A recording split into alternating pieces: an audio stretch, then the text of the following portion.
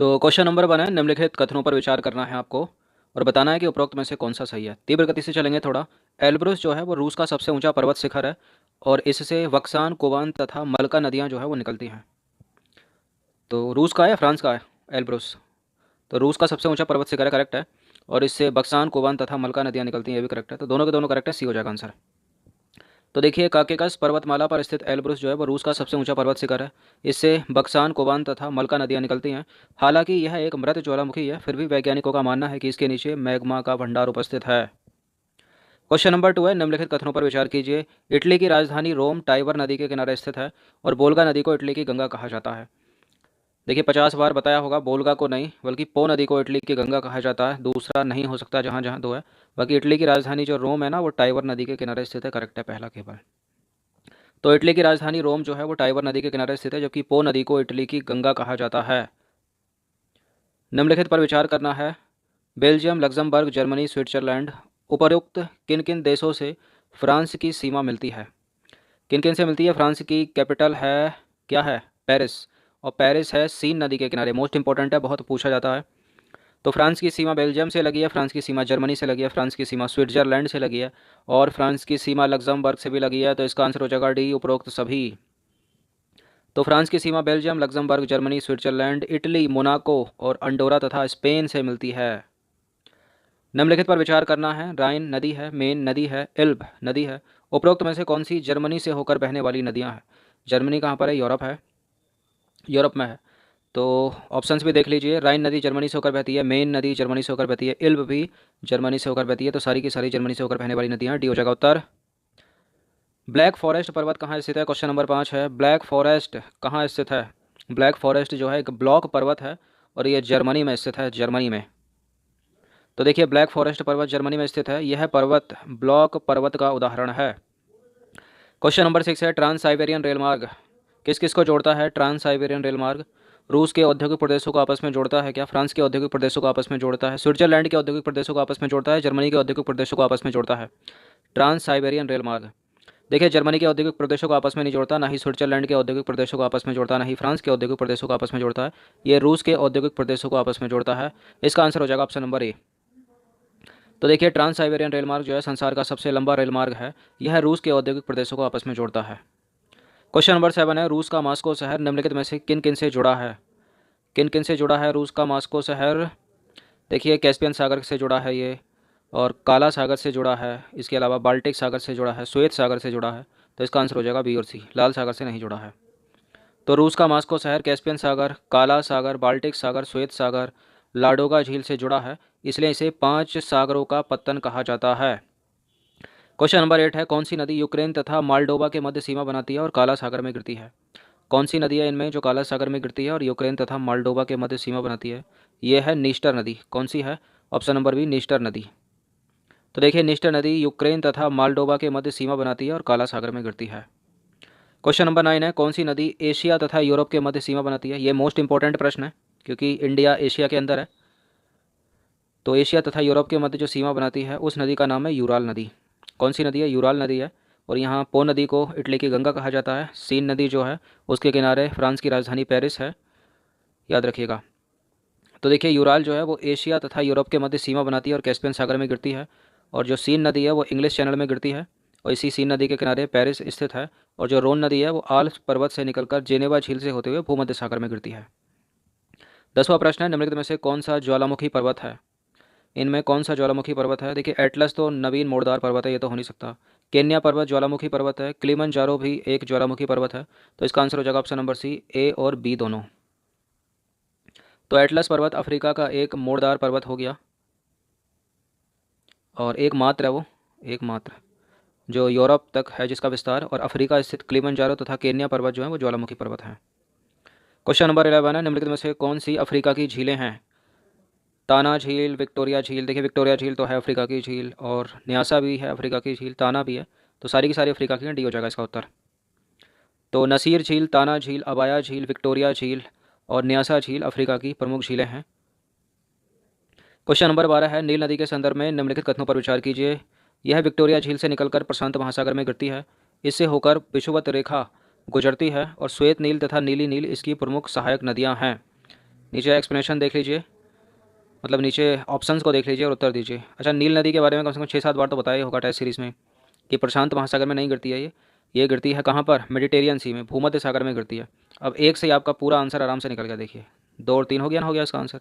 श्वेत नील मतलब सफ़ेद नील और नीली नील जो है इसकी सहायक नदियाँ हो गई, और विषुवत रेखा से ये होकर गुजरती है। तो देखिए विक्टोरिया झील से निकलकर भूमध्य सागर में गिरती है, इसलिए पहला हो गया गलत। और उल्लेखनीय है कि विक्टोरिया झील अफ्रीका की सबसे बड़ी झील है और इससे होकर विषुवत रेखा गुजरती है। किससे होकर, किससे होकर, नील नदी, या ये नील नदी से होकर या विषुवत रेखा से होकर गुजरती है। तो करेक्ट है दोनों के दोनों स्टेटमेंट। अब यह युगांडा, इथोपिया और यस्सन सूडान से होकर बहती है। श्वेत मतलब सफ़ेद नील और नीली नील इसकी प्रमुख सहायक नदियाँ हैं। तो दूसरा सही है, तीसरा सही है, पहला गलत है। क्यों गलत है? क्योंकि ये भूमध्य सागर में गिरती है, न कि प्रशांत महासागर में, या इसकी जगह दे सकता है आपको अटलांटिक महासागर भी। क्वेश्चन नंबर 13 है, सहारा मरुस्थल का विस्तार निम्नलिखित में से किन किन देशों में है? इसके बारे में तो बहुत बार बताया होगा। सहारा डेजर्ट जो है कहाँ कहाँ फैला है? तो ट्यूनीशिया में है ये, सूडान में भी है, चाड में भी है, और मिस्र में भी है, लीबिया, अल्जीरिया। तो डी हो जाएगा इसका उत्तर। तो अफ्रीका का सबसे बड़ा मरुस्थल है सहारा मरुस्थल, जिसका विस्तार उत्तरी अफ्रीका के माली में और मोरक्को में, अल्जीरिया, ट्यूनीशिया, लीबिया, नाइजर, चाड, सूडान तथा मिस्र में है। नंबर 14 है, विश्व में सबसे ऊंचे तापमान वाले स्थलों में से एक अल अजीजिया कहाँ स्थित है? बताइए कहाँ स्थित है अल अजीजिया इनमें से? देखिए जाम्बिया में नहीं है, अब बताइए कहाँ स्थित है अल अजीजिया। चलिए सूडान में भी नहीं है, अब बताइए कहाँ पर स्थित है। नाइजीरिया में भी नहीं, अब तो बता सकते हो ना, लीबिया में स्थित है ये। तो देखिए विश्व में सबसे ऊंचे तापमान वाले स्थल, जैसे डेथ वैली हो गया, वो अमेरिका में है, कैलिफोर्निया में, और दस्त ए लुत ईरान में है, क्वींसलैंड ऑस्ट्रेलिया में है, केविली ट्यूनीशिया में, और बादी हाइफा सूडान में, तथा अल अजीजिया लीबिया में है।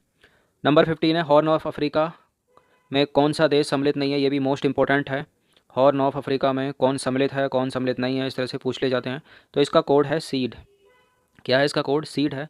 S for Somalia, E for Ethiopia, E for Eritrea, और डी फॉर है जिबूती। जिबूती को जेड से नहीं लिखते, डी से लिखते हैं। तो सोमालिया है, इथोपिया है, इरिट्रिया, सूडान नहीं है। तो देखिए हॉर्न ऑफ अफ्रीका में इरिट्रिया, इथोपिया, सोमालिया तथा जिबूती सम्मिलित हैं। यह अफ्रीका का पशुपालक क्षेत्र है। उल्लेखनीय है कि कुछ रिपोर्टों में इन देशों के साथ केन्या को भी हॉर्न ऑफ अफ्रीका में शामिल किया जाता है, लेकिन सही है इरिट्रिया, इथोपिया। क्वेश्चन नंबर 15 है, हॉर्न ऑफ अफ्रीका में कौन सा देश सम्मिलित नहीं है? ये मोस्ट इम्पॉर्टेंट प्रश्न है पीसीएस की दृष्टि से, जिन एग्ज़ाम को भी कराता है पीसीएस। तो देखिए हॉर्न ऑफ अफ्रीका में सोमालिया है, इथोपिया है, इरिट्रिया है, इसके अलावा जिबूती है, सूडान नहीं है। इसका कोड जो है वो है सीड। सीड का मतलब सोमालिया, इथोपिया, इरिट्रिया, और डी फॉर जिबूती। जिबूती को जेड से नहीं लिखेंगे, डी से लिखेंगे। तो देखिए हॉर्न ऑफ अफ्रीका में इरिट्रिया, इथोपिया, सोमालिया तथा जिबूती सम्मिलित हैं। यह अफ्रीका का पशुपालक क्षेत्र है, और उल्लेखनीय है कि कुछ रिपोर्टों में इन देशों के साथ केन्या को भी हॉर्न ऑफ अफ्रीका में शामिल जो है किया जाता है। क्वेश्चन नंबर 16 है, अफ्रीका में जंजीवार तथा पेम्बा क्षेत्र जो लौंग एवं इलायची उत्पादन के लिए प्रसिद्ध है, कहाँ स्थित है? पेम्बा तथा जंजीवार क्षेत्र ये हैं तंजानिया में। कहाँ पर हैं? तंजानिया में। तो देखिए लौंग तथा इलायची उत्पादन करने वाले अफ्रीकी प्रदेश जंजीबार तथा पेम्बा तंजानिया में है। विश्व में लौंग उत्पादन का 90% इन्हीं द्वीपों से प्राप्त होता है। क्वेश्चन नंबर 17 है, निम्नलिखित में से कौन सही सुमेलित नहीं है? इंपॉर्टेंट है ये प्रश्न। तो बुशमैन के सामने कालाहारी लिखा है, बद्दू के सामने लिखा है सहारा, पिग्मी के सामने केन्या बेसिन, कांगो बेसिन, और मसाई के सामने लिखा है पश्चिमी अफ्रीका। तो मोस्ट इंपॉर्टेंट है, पहले भी बहुत बार पूछा गया प्रश्न है। बुशमैन कालाहारी में पाए जाते हैं, और कालाहारी डेजर्ट कहाँ पर है? कालाहारी डेजर्ट नीचे की तरफ दक्षिण अफ्रीका, नामीबिया और बोत्सवाना में। बद्दू सहारा में पाए जाते हैं। सहारा कहाँ कहाँ पर है? अभी बताया था मैंने। और पिग्मी जो है ये 0 डिग्री जहाँ से गुजर रही है ना, यहाँ ये वाले जो क्षेत्र है यहाँ पाए जाते हैं कांगो बेसिन में। बाकी जो मसाई है वो केन्या में पाए जाते हैं। केन्या पश्चिमी अफ्रीका का पार्ट थोड़ी है, पूर्वी अफ्रीका का पार्ट है ना, ठीक है। तो डी गलत है।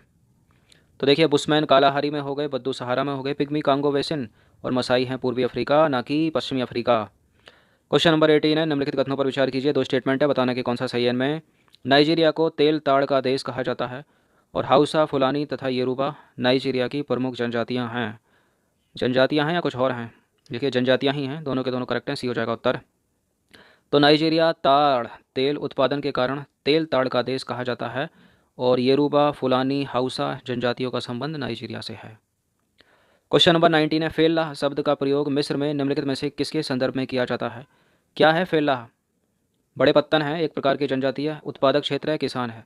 फेल्लाह तो उत्पादक क्षेत्र नहीं है, जनजाति नहीं है, बड़े पत्तन नहीं है, किसान लोगों को कहा जाता है वहाँ पर फेल्लाह। कहाँ पर? मिस्र अफ्रीका में। तो मिस्र में 3/4 जनसंख्या कृषि कार्यों में संलग्न है। यहाँ के किसानों को फेल्ला कहा जाता है। कपास मिस्र की प्रमुख नकदी फसल है, कपास। क्वेश्चन नंबर 20 है, निम्नलिखित कथनों पर विचार कीजिए। काहिरा तथा सिकंदरिया मिस्र के पेट्रोलियम उत्पादक केंद्र हैं और स्वेज नहर का निर्माण सिनाई प्रायद्वीप को काट कर किया गया। और स्वेज नहर जो है वो हिंद महासागर को लाल सागर से जोड़ती है। बताइए इनमें से कौन सा सही है, नीचे देख लीजिए कूट। अच्छा, ये चीज़ 50 बार बताई होगी आपने, पहले भी कभी पढ़ी होगी कि स्वेज नहर जो है वो लाल सागर को भूमध्य सागर से जोड़ती है, ना कि हिंद महासागर से। अब एलिमिनेट कर दीजिए जहाँ जहाँ तीन है, वो तो हो नहीं सकता, आपका काम आसान हो गया है। तो उत्तर ये है। अब स्वेज नहर जो है, स्वेज नहर का निर्माण सिनाई प्रायद्वीप को काट कर किया गया, ये भी करेक्ट है, बता चुका हूँ पहले भी एक्सप्लेनेशन में। और काहिरा तथा सिकंदरिया मिस्र के पेट्रोलियम उत्पादक केंद्र नहीं है, बल्कि सूती वस्त्र उत्पादक केंद्र है। तो एक को भी काट दीजिए, ये भी नहीं होगा, इसका आंसर हो जाएगा केवल 2। तो देखिए, सिकंदरिया तथा काहिरा मिस्र के सूती वस्त्र उद्योग के प्रमुख केंद्र, न कि पेट्रोलियम उत्पादन के। सिकंदरिया नील नदी घाटी में स्थित बंदरगाह है, इसलिए गलत है पहला। और स्वेज नहर का निर्माण सिनाई प्रायद्वीप को काटकर किया गया है, करेक्ट है दूसरा। और स्वेज नहर जो है मोस्ट इंपॉर्टेंट है, लाल सागर को भूमध्य सागर से जोड़ती है, इसलिए गलत है तीसरा, केवल 2 सही है यहाँ पर। तो 20 प्रश्न ऐड किए थे, मोस्ट इंपॉर्टेंट थे, अच्छे से इनका रिवीजन एक बार या 1 से 2 बार कर लीजिएगा।